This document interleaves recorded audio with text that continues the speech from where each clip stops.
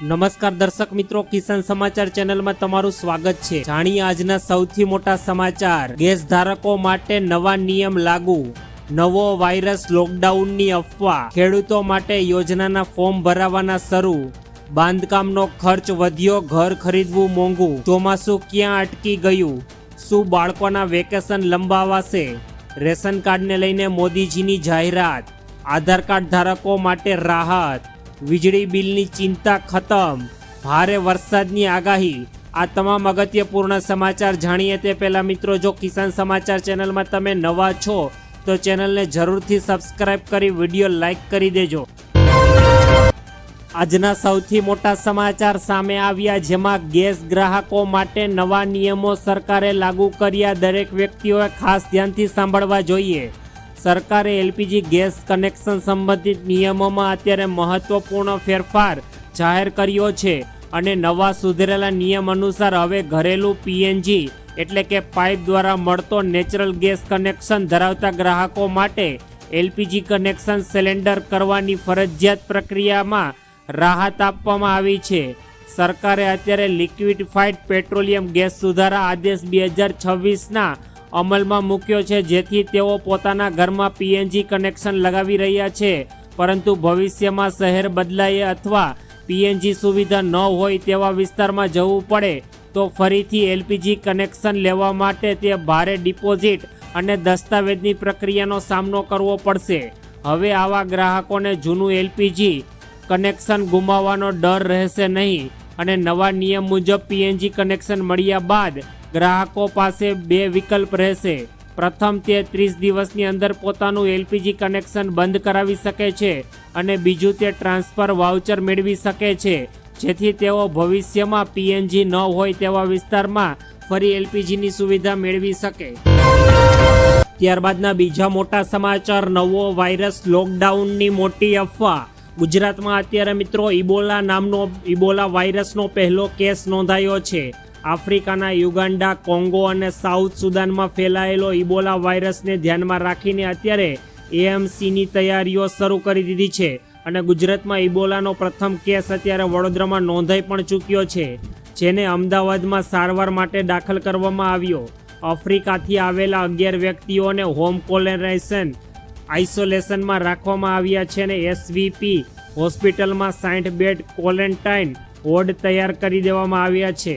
આરોગ્ય મંત્રીએ ટ્વીટ કરીને નાગરિકોને આ માટે અત્યારે ખાસ ચેતવણી માટેની સલાહ આપી છે અને લોકોએ અત્યારે આ વાયરસથી અત્યારે ખાસ બચવું જોઈએ અને અત્યારે ગુજરાતમાં પ્રથમ કેસ પણ સામે આવી ગયો છે, જેથી અત્યારે લોકોમાં પણ આ વાયરસને લઈને ઉત્સુકતા વધી છે।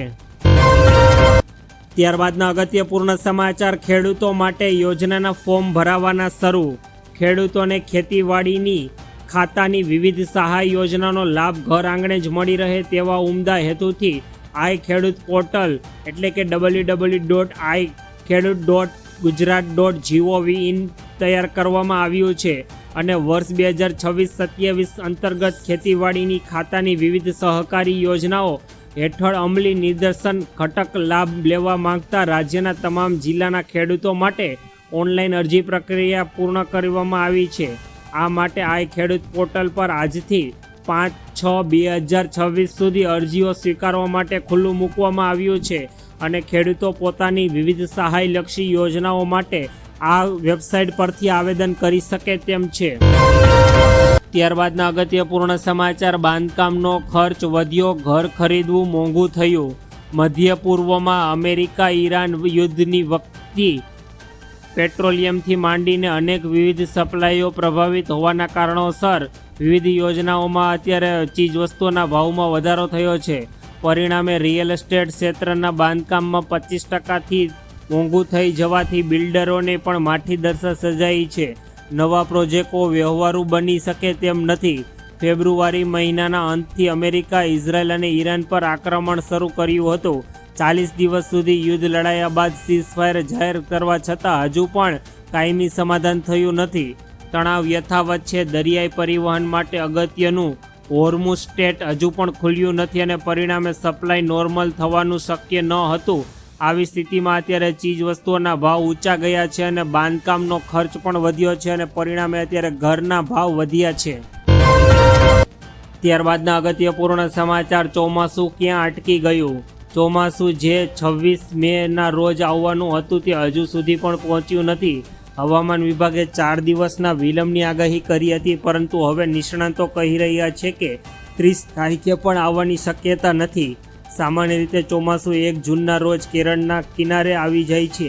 છેલ્લા અઠવાડિયાથી શ્રીલંકાની આસપાસ ચોમાસું અટકી ગયું છે અને હવામાન વિભાગ દ્વારા જારી કરેલા દૈનિક બુલેટિનની આગાહીમાં આગામી 2 થી 3 દિવસમાં તેના આગળ વધવા માટેના અનુકૂળ પરિસ્થિતિઓ સૂચવે છે.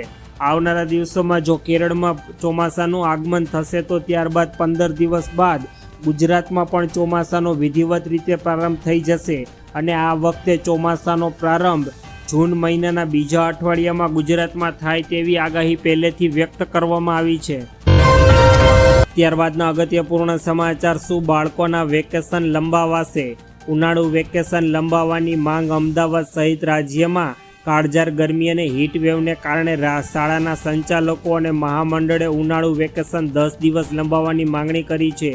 8 જૂનથી શરૂ થનાર નવું સત્ર 18 જૂનથી શરૂ કરવા મુખ્યમંત્રીને પત્ર પણ લખવામાં આવ્યો છે.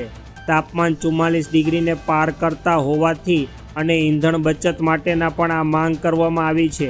વધુમાં ધોરણ 1 થી 5 માટે 5 દિવસ અને 6 થી 8 માટે 3 દિવસ જ્યારે 9 થી 12 માટે ઓનલાઈન ક્લાસની માંગણી કરવામાં આવી છે અને સરકાર દ્વારા અત્યારે વેકેશન લંબાવવા પર અત્યારે સરકાર વિચાર કરી રહી છે તેવું પણ કહેવામાં આવ્યું છે. ત્યારબાદના અગત્યપૂર્ણ સમાચાર. રેશન કાર્ડને લઈને મોદીજીની જાહેરાત. વડાપ્રધાન નરેન્દ્ર મોદીએ સોશિયલ મીડિયા પ્લેટફોર્મ એક્સ પર પોસ્ટ કરતા જણાવ્યું કે આપણી સરકાર દેશના લોકોને જરૂરિયાતમંદ નાગરિકોને પીડીએસ દ્વારા સમયસર અનાજ પહોંચાડવા માટે પ્રતિબદ્ધ છે. તેમણે ઉમેર્યું કે સાર્થક પીડીએસને વધુ આધુનિક અને અસરકારક બનાવવાનું ચાલુ નિર્ણય લેવામાં આવ્યો છે. આનાથી રાશન ડિલિવરી, પરિવહન અને લોજિસ્ટિક્સ સિસ્ટમ વધુ પારદર્શક અને ઝડપી બનશે. આ ઉપરાંત લોકોની ફરિયાદોનું નિવારણ પણ ઝડપથી આવી શકશે.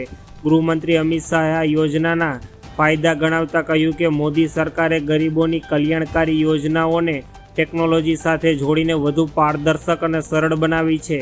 સાર્થક પીડીએસ ક્ષેત્રે 2માં મંજૂર થયેલા 25,530 કરોડ રૂપિયાની આખી સિસ્ટમ બદલવામાં આવશે.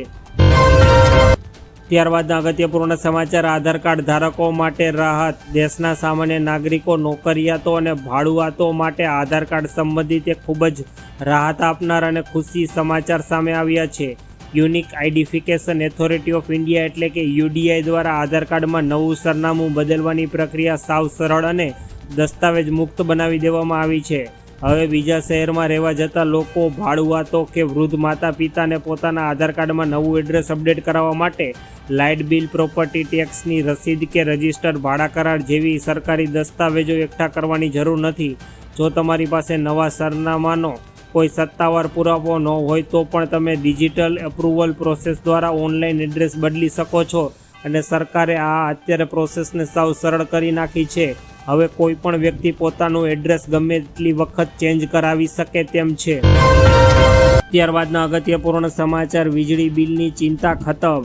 આજના સમયમાં મોંઘી વીજળી અને ઉનાળામાં આવતા મસમોટા લાઇટ બિલથી દરેક સામાન્ય માણસ પરેશાન છે.